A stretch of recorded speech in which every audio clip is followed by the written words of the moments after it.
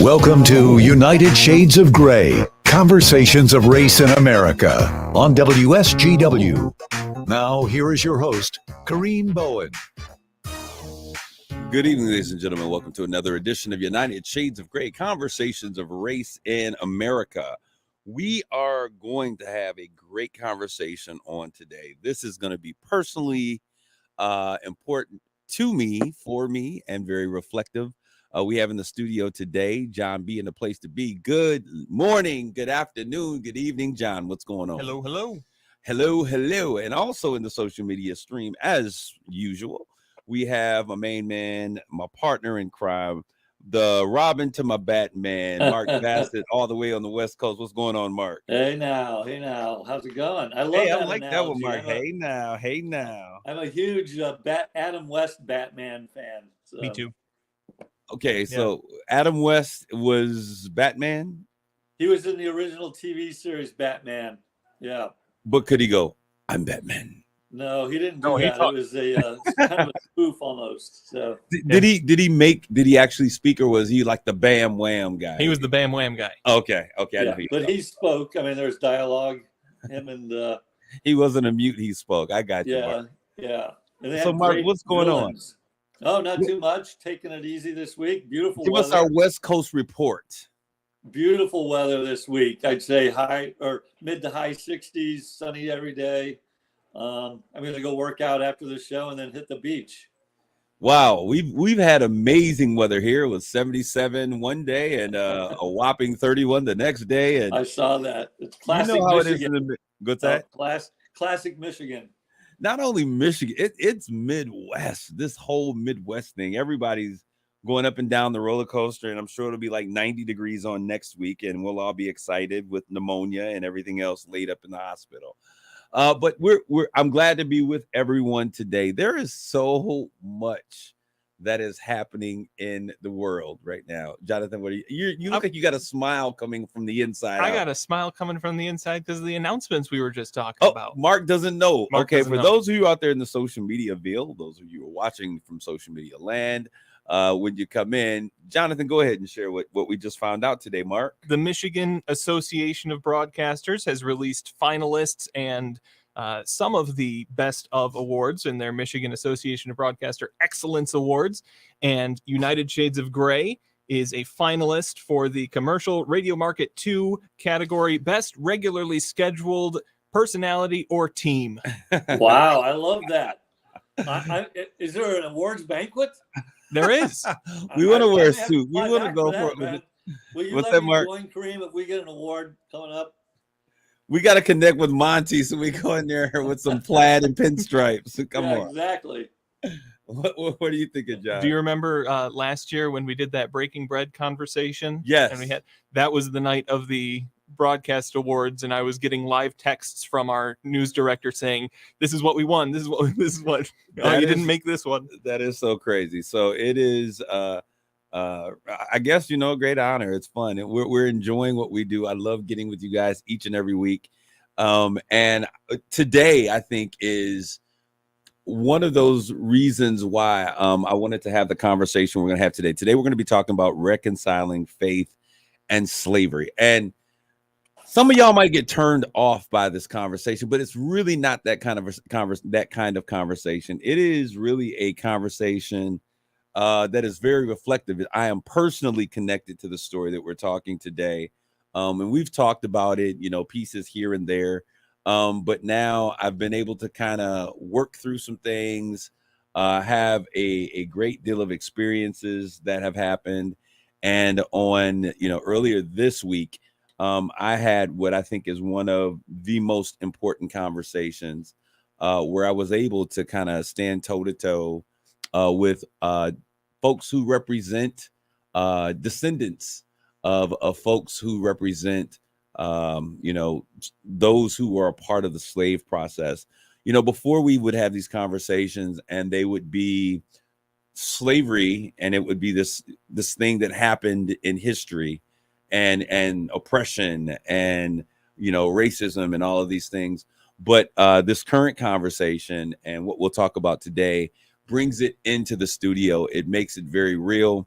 And I think based upon the conversations and challenging folk to have courageous conversations around race, this makes like absolute sense that we would talk about this and just kind of and share. And I feel comfortable doing this with my two brothers from another mother who happen to be of light skinned descent. But we're here today. Before we get into the conversation, we want to give a shout out to everyone who's listening today. But we're going to talk about reconciling faith and slavery, and in particularly, we're going to talk about the Jesuits, Catholic Jesuits, the Catholic Church, and my personal ancestry and the connection on how the two come together, and also what we're doing in terms of coming together more recently in terms of making pathways for greater conversations and empowering both sides of this community, not pointing fingers, but having conversations that matter to move us forward. And because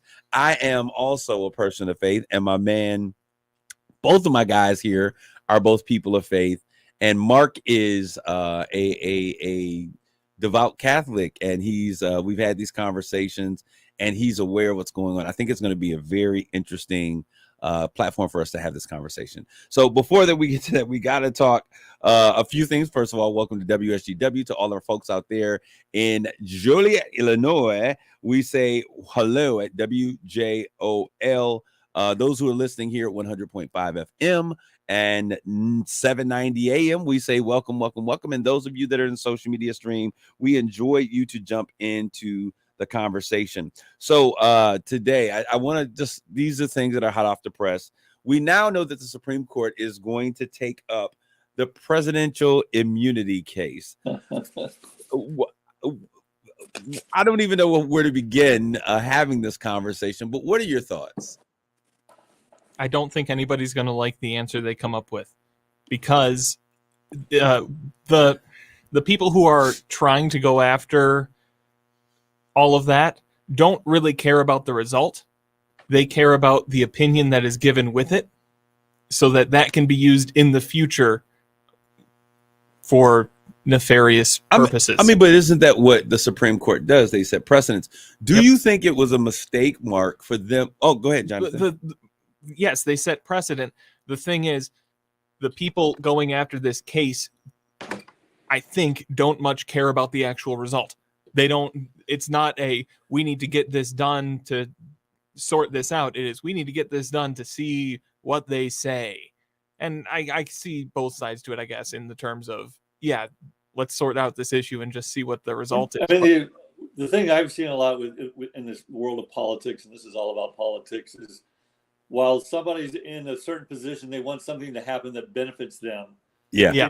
They never actually think about, well, when the tables are reversed, can it be used against us? Hello. And invariably, it always happens.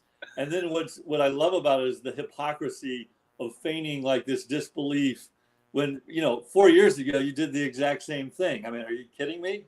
So this is my question. And it's, I want to say that it's less political. It's not politically motivated. Actually, my question is more so, how does this impact our country? Let's just say, for example, the ruling from the Supreme Court is in fact that presidents have immunity, when they're in office. What does that do to our framework of democracy? I don't care. I'm not a Democrat or a Republican, but my concern is, how does that shape what we consider, the greatest? I think you'll end up with a gray. Well, I'm not a lawyer. I haven't followed this that but closely. I play one on TV. Yeah. It wouldn't stun me if you ended with a ton of gray space of like the president has immunity in certain things, but not other things. And so it wouldn't stun me that there's not a black and white answer here. So what do you think? What is your thought, Mark, is going to be the answer? Well, first of all, they delayed this out quite a bit, and they're kind of taking their time, and they're putting it on a normal court hearing case. They end in June is when they stop hearing cases. So that was interesting. But what do you think ultimately the court is going to say, the highest court in the land? Is there anyone that's above the law?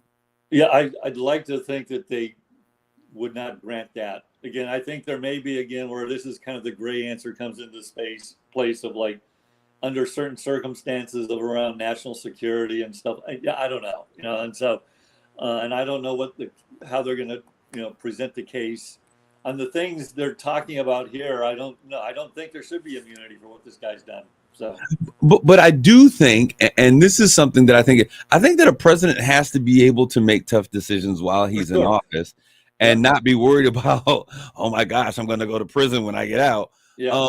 I agree with that aspect of it. However, can do anything. I mean, again, this is where I think it'll come down to like specific types of things where he does have immunity. And other things, like you can't just go out and shoot somebody because you want to, just because you're the president. Well, it's interesting that you use that example because he did once say that he could go in the middle of the Central Park and shoot someone, or Times Square and shoot someone and get away with it. And so it's interesting because I think his supporters would support him no matter what, for sure. Jonathan, yes, what is your thought? What do you think ultimately the Supreme Court is going to say as it relates to this issue of immunity for the highest office in the land? I think it'll be interesting to see if they delineate civil and criminal charges of any kind. But ultimately, I think it will end up, no, the president is not immune to all sorts of stuff. I mean, I don't think that's what the founding fathers, our framers of the Constitution, had in mind when they were putting this together. I would hope that's the answer that they come out with. Yeah, I mean, what happens if something different happens? Does this change the nature of our democracy? Does this mean that he could make a decision that, hey, I'm going to change the law, we're never going to leave off? I mean, have you ever heard of an executive order and the abuse of presidential power? Well, I never have. What is that? We have those? That seems to be the only way we govern anymore. Well, this is interesting, and I'm glad you said that, because this is a great segue to the next thing that's on my mind, and it's the border crisis. And what's interesting is that there is probably the most comprehensive push a plan on the floor right now that's going to the House that they won't take up. Johnson won't take up regarding the border. So politics have come into places that are very important to the American people. As I said, politics, policy, and posturing. So we've moved past governing for the people and what we want to politics and posturing. So my thought is we will not see between now and November any real wins for anybody as it relates to anything, especially the border. What say you, Jonathan?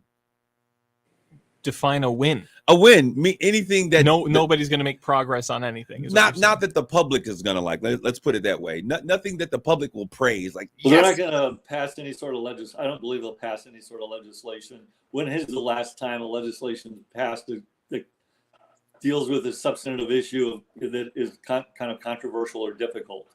Especially leading up to an election. Yeah. So nothing. So I think the best chance to see any movement will be the first 6 months after the election, or after the new administration takes office. So we're talking actually about 2025. Yeah. Okay. So when we look at this, I mean, where are you guys? Because I'm going to tell you what is interesting about this conversation is the migration of African Americans from a very neutral. I would never say that we were pro border opening and pro immigration, oh yes, immigration. That's never been the stance that I see in history. I think that we understand that there's a value toward everyone being able to experience the American dream, is where we probably were, to a real migration to like almost xenophobic. Let's close the borders, put them back. They sound. Why do you think that is, Kareem? They sound like right wing Republicans. And why do you think that is? Well, I think it's for one, I'll give you an example of why that is. There have been a number of cases, and we could say Tamir Rice, Trayvon Martin, Breonna Taylor, all of these issues surrounding violence in Black folks. We can, especially when we look at Ahmaud Arbery, where he was literally jogging through his neighborhood and gunned down by folks that were in the community, right? And there has been a request and a desire from African American, from Black folks, for a hate crime bill that kind of said that this is not legal, right? And it's been years of fighting. But also in Atlanta, and I think this was in 2020, in Atlanta, when there was so much civil unrest, there was an attack on one of the, I think it was Chinese, Japanese, and I don't want to be, I apologize, I don't remember. Yeah, I can tell them of Asian. There you go. I can tell folks apart, but I wasn't. I can't remember. My recollection is if it was, they were of Asian descent, and that's the key thing. And after that, that shooting, like in lightning warp speed, I've never seen anything happen this fast in Congress. There was a hate crime bill, in terms of the things that were taking place against Asians that were the particular target for this. And it happened extremely fast. So that is an example of the reasons why many African Americans are saying we have been fighting and toiling. We've been marching. We have been, since slavery till now, for certain types of things like that to take place. And as soon as migrants or immigrants are coming over and things happen, it happens really fast. So they're recognizing, listen, we're seeing a place where our voices are being diluted, where the call to action for the things that are important to us are being diluted or slow to move, such as the voting rights bill. You got immigrants that can come over, and once they get through and they get legalized or whatever that situation is, their right to vote is cemented. Whereas in African American Negroes are continually having to have these legislations that are continually passed to extend these civil rights to a body of population who have given greater sacrifices than any immigrant ever could. So that's why I think it is, Mark. Okay. Mark is like, okay, thank you. Well, I thought it would be valuable to explain it to the audience. That's what I thought you were going to say, but yeah, and so I get it. I mean, every American should be a little ticked off that when we look at the amount of money that we're spending on taking care of folks who illegally come into our country. I'm not talking about legal immigrants, but I'm talking about illegal, like folks who are cutting through razor wire and jumping over fences and swimming across. And you're not doing it the right way. The amount of money, creating dynamics where folks in communities are not getting certain services that they're providing willfully for these individuals. And I love all people, but at some point, I think folks got to realize that America has always been America. We cover the world and protect the world. But this is where number 45 and I hate to say this, we see eye to eye. And we've talked about this before, Jonathan. We have to get to a place where it's America first. And that is a position that I am becoming more and more cemented in when I hear Ukraine and their president say, well, if America doesn't give us more money, we're going to lose this war. That's kind of what happens in most countries when you can't defend yourself. And I don't want to say, sound like I'm just like, a mean person, because I have a heart, but I also think that we have to be in a place, because I told you, I thought he was on his little soapbox a little too much in terms of demanding our support instead of being grateful for what we were doing. And so those are my issues. That's what I'm thinking. And so we're going to move on to the next thing if nobody doesn't want to say anything, because I think it makes sense. Go ahead. I think it's important that you made the distinction between legal and illegal immigrants, because a lot of almost every conversation surrounding immigration has been just about immigrants. And when people on the right are talking about, we got to stop immigrants from coming across the border, they mean illegal immigrants. And when people on the left hear that, they say, no, we need more. America is a nation of immigrants, legal immigrants. Yeah, when they say we got to stop all immigrants, I'm like, well, tell your mom and your great mom, your great grandmother, your great grandfather to go back, because this is how we were founded, right? Everyone here has been an immigrant of some sort, by choice or by force. This is a nation of immigrants. So I think this is, once again, great transition to the next thing that I want to bring up. The mayor of New York City is now saying, like, wait, the sanctuary city, let's time out. Can we get 30-second time out? Wait, no, please, no. Mark, what are your thoughts about what the mayor of New York is now I saying? haven't seen what he said, to be honest with you, but I'm not stunned that some of these people that didn't think they were going to get overrun with illegal immigrants are now saying time out. I'm assuming that's what this is about. So Yeah. So DeSantis and crew, they were borderline, and I don't like the guy, right? But it was a borderline genius move to say, yeah, okay, you want to be, you keep talking about these sanctuary cities. Okay, we're gonna put them on a plane, we're gonna put them on a boat, and they're gonna come knock on your door. Yeah. You have an opportunity to deal with the problem, and you'll get an understanding of. So now he is screaming uncle, because they've twisted his arm. But I think that this is once again one of those things where it's interesting. And Mark, you said this at the top of the hour, that we can agree to these things when they don't, quote unquote, impact us. But 30 seconds later, when we're affected, we have a completely different feeling on the situation. And it's important to point out that the issues that are now facing New York and these sanctuary cities have been facing border towns and border cities for years. The influx of population, of legal or illegal, of people coming across the border, those have been causing issues in border towns and cities. And so let's move them up to these sanctuary cities. It's now people are seeing exactly what kind of issues those can cause in infrastructure, in logistics, in taking care of a population. With Mark, this takes me back to the thing that I was saying earlier. So is it smart to play politics with this border issue, considering how many tens of thousands of folks are crossing across this border? I think ultimately that's what happens on every issue.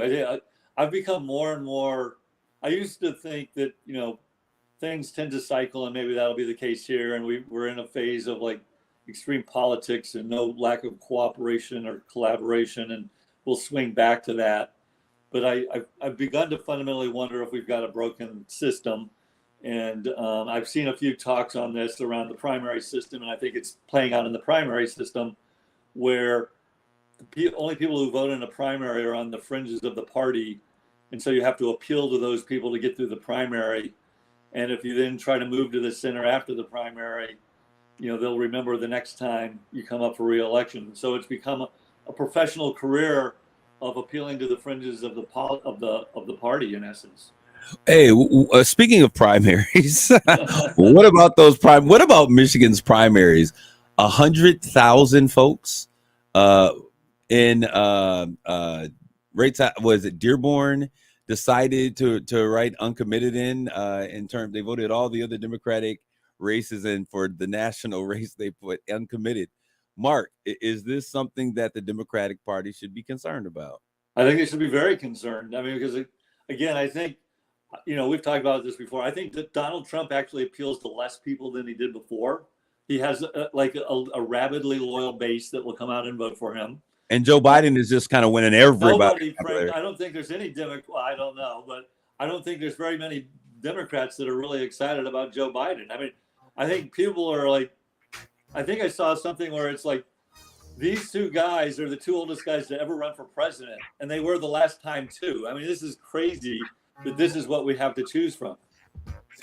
When I look at all of this stuff, when I think about my country, and I love the United States of America, right? I mean, with all of its flaws, but when I think about politics and I think about voting for president, I remember the first time I was able to vote. It was something that was very inspirational to me. I was excited because candidates gave you something to look forward to. They had something to aspire to. And now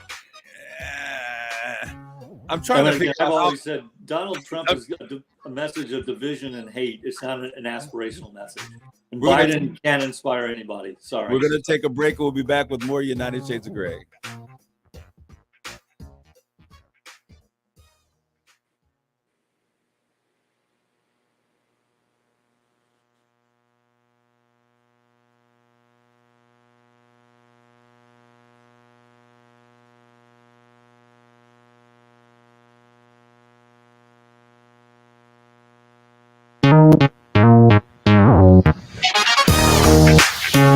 You're listening to United Shades of Gray on WSGW. This is Kareem, and we're back with more United Shades of Gray. I had to get my little groove on today. Feeling good, sun shining. It is a great day to be alive. If you're 6 feet above ground, hey, it's a good day. So we're going to get into our conversation that I really want to talk about today. And we could have talked the whole hour, but I really don't want to drain myself with this because it's a very emotional conversation. We're going to talk about reconciling faith and slavery. And we're going to be very specific, and we're going to narrow this conversation down. I've been sharing with you all bits and pieces of this personal journey that myself and my family have been encountered to ever since my cousin Essie Patha Murkison. You guys may know her from Law and Order. She's now on Chicago Med, Chicago Fire, Chicago Med, that thing, Pee-wee's Playhouse, all of those things. She did a series with Henry Louis Gates. The show is called Finding Your Roots. She was on a segment with, is it Today's Show with, what's the guy's name with the missing tooth? Michael Strahan? Yeah, that guy. It's not a missing tooth. He's got a gap. Well, it's not. You could place a whole tooth back in there, but you're absolutely right. Not a missing tooth. My bad. You know what I meant. We got this. Sorry, Mike. I like you, Mike. Keep it strong, bro. But they did this show together, and he found out that he came from, kings and queens in Africa, and there was such a unique story that Ipatha, my cousin, found out that we were actually descendants. We had been trying to do history and kept coming up with roadblocks. When we got past Maringouin, as a young kid, I grew up going to Maringouin, Louisiana, to visit my great-grandmother, Mama Pearl is what we called her. And we would go and visit her, and that was kind of like all we knew and all we could come up with. And in the show, they were having the same issue until there was a fire that had taken place at Georgetown University, and they were making sure that they were preserving their records. And as they were going through them, they came across a bill of sale from the Catholic Jesuits before Catholicism was a thing in the U.S. The Jesuits were sent here as an order to buy land and do things of that nature. And there was a bill of sale that basically said that they had obtained from a John Connor slaves in the Southern Maryland area and had several plantations there. And then eventually, when Georgetown was in trouble, they sold 272 of those slaves for the profit to keep Georgetown University open. This was all something that has happened really relatively new. And in September of 2023, I had an opportunity to go to a Southern Maryland's gather. I had no idea what I was going to. And long story short, so we can kind of talk through some of this stuff. Long story short, we got there, and I did not know that I was going to be going on a plantation. Not one, but several. I did not was going to go into several plantations. Actually, we went to four plantations. I did not know that these plantations were places where my forefathers, my ancestors had originally come into. I did not realize that in this time that I would recognize the actual descendants. We had meetings with actual descendants of the slave owners and the descendants of the enslaved coming together, having these conversations. I did not realize, certainly, which was the most impactful, that we would visit unnamed slave burial sites where literally, folks were thrown into these mass graves on the side of hills. And they were doing an expansion in August of 2023. This is how new this is. And in this expansion of White Marsh, the church, the church that's now there, the Catholic church that's now on that grounds, they found and began to realize that there were thousands, like literally, 1,200 or more bodies that were in the ground. And they have come to understand that these are those that were a part of the slave, that were slaved on that plantation. And in 1838, my great-grandfather, the bill of sale that we're talking about, was the first name on the top of that bill of sale for Georgetown. And his name is Alec Hawkins. There is now a building that is on the campus of Georgetown in his honor. And the students of Georgetown have voted for Mark's favorite word, reparations, because there is a direct causal link from slavery to these individuals. And now we are having these conversations with the Catholic Church. Long story short, I have now come to a place where I met with one of Mark's friends and someone directly here in the city of Saginaw, Dr. Dan Osborne of the Catholic Church diocese here that is in Saginaw. And it was an amazing experience. So that is the preface of this conversation that we'll have for the next 20 minutes or so. And so it was interesting. So I was pushed to, I was angry. I was angry. Mark, you're a Catholic. I didn't hate you. It wasn't an issue of hating all Catholics. There was an issue of grappling as a man of faith with another faith of how could you do this? And when you see the graves and the things that were going on, how could a people of faith be so intrinsically evil? And it was hard. And so we had that conversation. I wrote a letter and said, listen, this is how I'm feeling. I don't want to feel angry. I don't want to hate people.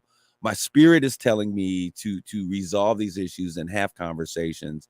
But my heart and my mind is saying, screw the white man. If I were to put it into actual layman terms. And so I had the conversation, an amazing conversation. He was so attentive. Did you send the letter to Dan directly, or who did you send it to, Kareem? Yeah, so the letter, and Mark, so you're going to have to interview and investigate this with me, because otherwise I'm just be talking. I sent the letter. I addressed it to the diocese, to Bishop Bishop Gruce, yes. Yep. And I think super highly of Bishop Gruce. I think very spiritual man, very humble man. So. And I knew, and so that's why I wanted to have this conversation. And Mark, we're going to have this. We haven't even talked about this offline. You're hearing about this fresh. Right. I knew that you had a desire to work with the Catholic Church. Another great friend, Pete and Sam, are very involved. The Shaheens are very involved with the Catholic Church.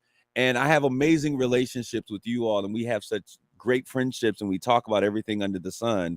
So I wanted to make sure that I didn't want to be bitter because of something that happened in the past, but I needed to have conversations with people who could understand what was going on so that I could move forward.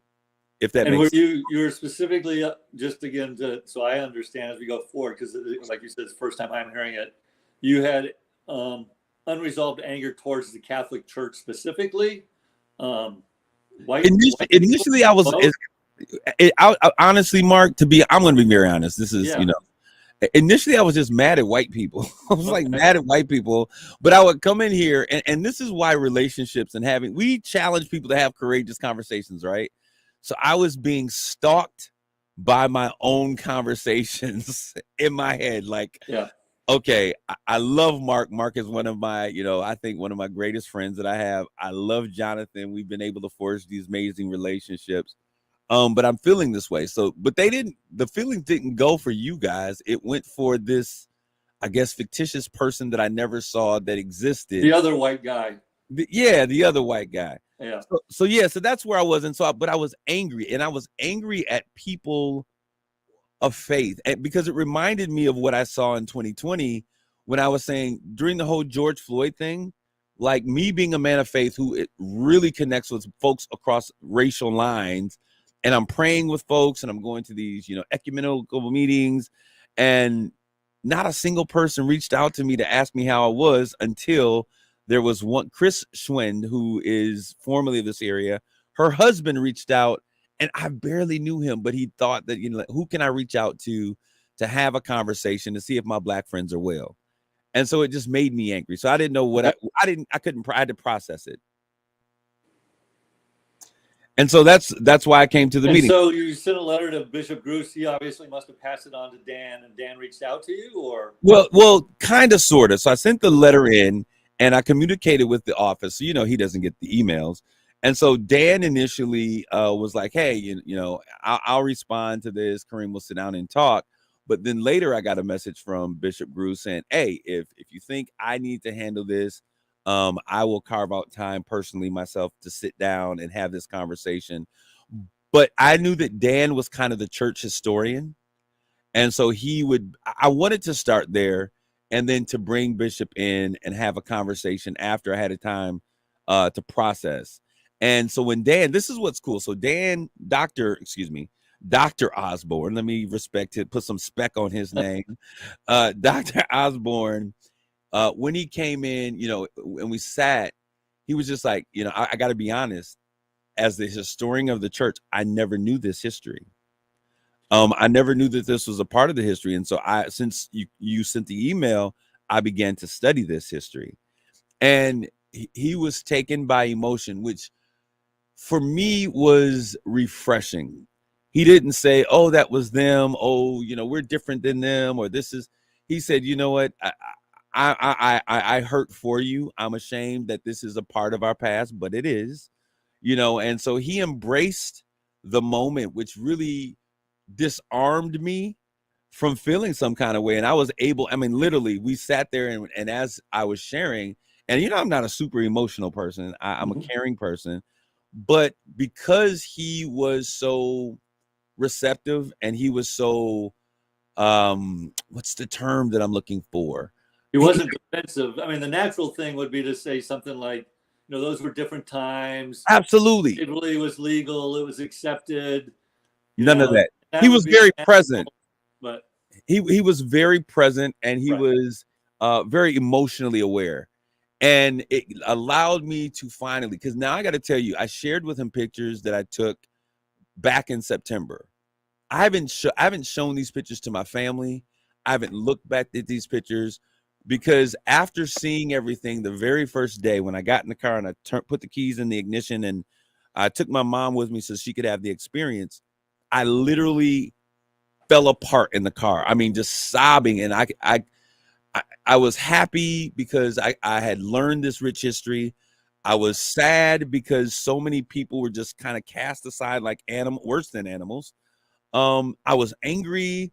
There were so many things that were going on. And so I packed that. I had to compartmentalize it and put it away. And the first time that I opened this was with Dr. Osborne. And so he got very raw emotions all over again. And we both were sitting at the table sobbing. And it was crazy because I had this crazy sense of empathy because he expressed so much empathy for you. Understand what I'm saying? Sure. Yep. And it was just an amazing moment. And so we began to talk about it and we began to share that history. Now, what I also found, which is a jubilation, I don't think white America can understand what it is like to be a Black man in the United States when it comes to identity. I had made my identity with the fact that my folks were from Marengo and Louisiana. That was the essence of my heritage and my history. I grew up with friends that, could trace back their roots, and they would have family members still in Czechoslovakia and in Ireland and all of these different places. And even though I never voiced it, there was a part of me who felt like an ostracized stranger in a foreign land, all of those disconnections. And so my identity became, who we were through the emotions and the experiences of the 60s and the 70s and the identity that my family created. In that moment, I was able to, and this is so amazing, I was able to find out that those settlers that came in 1776, I think it is what the year was. Interesting year, right? These were the Jesuits you're talking about now? These were the slaves that came over on the boat. I was able to find out that when they came here, that where they settled, I walked those same lands. I went to the place where the plantation was. And also to mention, Mark, these Negro slaves who happened to be my ancestors were the foundation of the Catholic Church. When the Vatican allowed and the U.S., the colonies allowed the Catholics to express their faith in this land, because they were outcasts as well. Imagine that, the outcast being outcast. you understand? Yeah. But my family were forced to convert to Catholicism. So when we talk about the beginning of the first church, not only did they serve those Jesuits, but they also were a part of the very first church. They also, we look at St. Mary's and Priest Point and different, and we went to these places and they built these first Catholic churches. And so I was surprised to find out that majority of my cousins, second and third generation, are Catholic. I always saw black people. I knew Catholics existed that were black. I saw them on TV. I just had never met any in my life, but it is like a real thing. And they embrace that heritage because they want to honor the fact that their ancestors were a part of the first delegation of Catholics in the world. It was absolutely amazing. And so, Mark, when I was there, I'm thinking about you. I'm thinking about your relationship to the Catholic Church. I think about the word that, Pete and Sam Shaheen do with Nouvelle Catholic Central and the diocese. I thought about the fact that I had just been asked to be on the Community Action Council for the bishop. Yeah. And so there was a lot to reckon with here. But what I want to say, and we challenge people to have these courageous conversations, the empathy that was experienced and that was shown by Dr. Dan Osborne, it made me feel at peace with being able to be humble enough and present enough and free enough to share everything, every emotion that I experienced without judgment. I didn't really care if I was going to be judging that moment, but that's what he gave me. Right. And it completely changed how my response would have been in any other situation. Now, this is what's really cool, okay? So I do that, and then he begins to share his story about how his father was, a fighter for rights in African American during the civil rights. He was also on a radio program that discussed race. Really? Wow. Is this crazy or not? Yeah. And then he says, someone called into the radio station and said to him, like, you're so pro-black, this and that and the other. Why don't you send your kids to one of those black schools? And his father paused and he said, I will. And that next week, he took his kids out of the school that they were in an all-white community. And the school right around where Tops grocery store was in Buffalo, New York, the one that was targeted with the hate crime that shot all the older, the school is just a couple blocks from there. He enrolled his children, wow, his son and daughter, in that school. So they integrated the first school in Buffalo, New York that was all black. That is putting your money where your mouth is, to use a cliche. Holy cow. Wow. Yeah. So we challenge people to do these things. And when we see people that do this, I consider that a very, very heroic thing. And then he turns his tablet around to me and goes, yeah. And so my wife and I, we're hoping to have a big Catholic family. And after their first kid, they realized they couldn't have any more children. So he turns his computer around to me. He goes, yeah, I want to show you a picture of our family and how it's growing. And he said that there was a family that was looking to, put their child up for adoption. Several families were there. This family chose his family for the adoption. And he shows me this picture of this beautiful black girl who he's adopted into his family. Wow. And so we began to have this conversation. And so I asked him the question, what does her village look like? And he began to share. There's a movie called This Is Us that's on Netflix that I was just watching. That is a story about a couple who have triplets. One of those babies, which is a boy, dies. There's another baby, black baby, that's brought to the police, to fire station step that is in the hospital next to him. The couple adopts that third child and raises him and loves him to life. Love doesn't have a guideline on color. There's no stipulation. It doesn't see color. And they raised this child, but they needed to understand the importance of surrounding him with a village, because even though you can love him, that child needs to understand who he is, and he needs to see images that are consistent. And so out of this conversation and out of this pain and distress and challenging myself to listen to what we talk about on this radio show brought me to a place that I was here with Dan. And I asked Dan, I said, Dr. Osborne, I would love to be a part of her village, to have conversations so she can be surrounded with people who look like her. I think that you can love her and raise her and be amazing. But if she grows up not understanding the richness of, I understood what that felt like. Mm-hmm. I understood what it meant to have a roadblock when it comes to discovering who you are. And it was just the most amazing conversation. How old is this daughter? She's 8 years old. Okay. Yeah. So it's really cool. She's asking. Dan is actually, I think, Mary's age. She's like 62. So, wow. Wow, that's really amazing. So yeah, so when we get together and mark that third week of March, looks like it's going to be a winner. When we get together, we're going to have we got a lot to talk about it, and I think that bringing Dr. Dan into this conversation and having greater conversation, he's really open to it. So he asked me, Mark, if Yep. I would share my story by writing an expose in your Catholic magazine. You guys do a bi-monthly Catholic. Yeah, I think so. Yeah. And he Yes. said, yeah, he's like, I'm not aware. I never knew this. I'm sure they don't know this. And we Well, need when to you have first mentioned it to me, I was like, frankly, in disbelief. Because of the huge contradiction of, you might think of like a Catholic Church having slaves. It's just such a huge contradiction in today's world, anyway. Yeah. I actually Googled it, and like Mary, when I told Mary she didn't believe it, she had to Google it, to believe it. Like, what? That can't be, So. As a matter of fact, when we were talking, he said that shortly after this period of time, because he was very intrigued. Yeah. He said that there was a call from the Vatican again, that the Pope was like, listen, slavery is not something that we should be a part of. Right. And he spoke down upon it, and he said that may have been the reason why he came back, and he stated that again was because he recognized that this was still continuing. Now, Mark, could you express to those who are listening, the role that the Jesuits played in the Catholic Church, if you have an understanding of that? I mean,